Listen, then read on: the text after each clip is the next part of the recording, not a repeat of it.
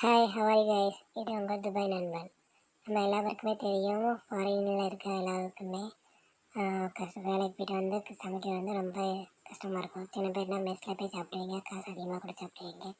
அவங்களுக்காண்டி தான் இந்த சமையல் வீடியோ. இது எப்படின்னா, நம்மக்கிட்ட இருக்க சில ஐட்டங்களை வச்சு நம்ம சமைக்க போகிறோம் டேஸ்ட்டாக. மட்டன் கிரேவி, அதுவும் ஒரு நபருக்கு. அதுக்கான தேவையான அளவு இதுதான். ஒரு தக்காளி, ஒரு வெங்காயம், அதுக்கப்புறம் உருளைக்கிழங்கு. அவருக்கு இது மட்டும் போதும். அதுக்கப்புறம் மீதி தேவையான அளவு எக்ஸ்ட்ரா பார்த்துக்கோங்க. இதை தகுந்த மாதிரி பார்த்து நீங்கள் வெட்டிக்கோங்க. நான் இப்போது ஒரு வெங்காயத்தை வெட்டி எடுத்துருக்கிறேன். அதுக்கப்புறம் தக்காளியும் வெட்டி எடுத்துருக்கிறேன். அப்புறம் உருளைக்கிழங்கையும் பொடிசாக வெட்டி எடுத்துக்கிறேன். இதை வெட்டி எடுத்ததுக்கப்புறம் நம்ம இப்போது அதுக்கு தேவையான கொஞ்சம் கொத்தமல்லி, பச்சை மிளகாய் எடுத்துக்கிறோம். இப்போ நம்ம ஸ்டார்ட் பண்ண போகிறோம். இதுதான் நம்மக்கிட்ட இருக்க இன்க்ரீடியன்ஸு. இதை வச்சு மட்டும் தான் நம்ம சமைக்க போகிறோம் இந்த சீரீஸ் ஃபுல்லாமே. ஓகேவா உங்களுக்கு?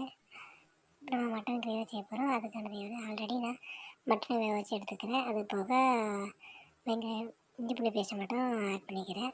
அது போக எக்ஸ்ட்ரா கொஞ்சம் கரம் மசாலா போட்டு அதை மிக்ஸ் பண்ணிவிட்டு இப்போது ஒரு குக்கரில் வாசனை தேவையான அந்த கிராம்பும் பிரியாணி மசாலா போட்டு அந்த வெட்டி வச்ச வெங்காயத்தை உள்ளே போட்டு வதக்க ஆரம்பிச்சிட்டோம்.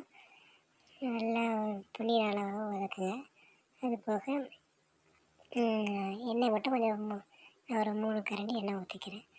அதுக்கப்புறம் நம்ம வந்து வெங்காயம் நல்லா எண்ணெயில் வதங்கினதுக்கப்புறம் இப்போ நம்ம தக்காளி போட போகிறோம். தக்காளி போட்டு நல்லா பொன்னிறமான அளவு வதக்குங்க. தக்காளி வந்து எண்ணெய் பிரிஞ்சு வரும், அந்த அளவுக்கு நம்ம வதக்கிட்டு இருக்கணும். அது போக தேவையான அளவு காரத்துக்கு ஏற்ப 2 சிவப்பு மிளகாய் அதை போட்டு நல்லா கிண்டுங்க. அதுக்கப்புறம் உப்பு தேவையான அளவு, இந்த அளவு தான் ஒரு நபருக்கான அளவு. அதுக்கப்புறம் நல்லா கிண்டிட்டு அதுக்கப்புறம் நம்ம இப்போ வந்து கரம் மசாலா சேர்க்க போகிறோம். அதுக்கு முன்னாடி வச்சுருந்த பீஃபை தட்டிப்போம். அது போக அதை லைட்டாக கழுவி ஊற்றிருப்போம். அதுக்கப்புறம் நம்ம வந்து இப்போ நல்லா கிண்டிக்கிட்டு கரம் மசாலா நமக்கு தேவையான 2 டீஸ்பூன் அளவு போட்டுட்டு அதுக்கப்புறம் சிக்கன் மசாலா போடுறேன். நம்மக்கிட்ட இருக்க சிக்கன் மசாலா 2 ஸ்பூன் போட்டுக்கிறேன். இதே போட்டு நல்லா மிக்ஸ் பண்ணிடுங்க. தேவையான அளவு தண்ணி ஊற்றிக்குங்க.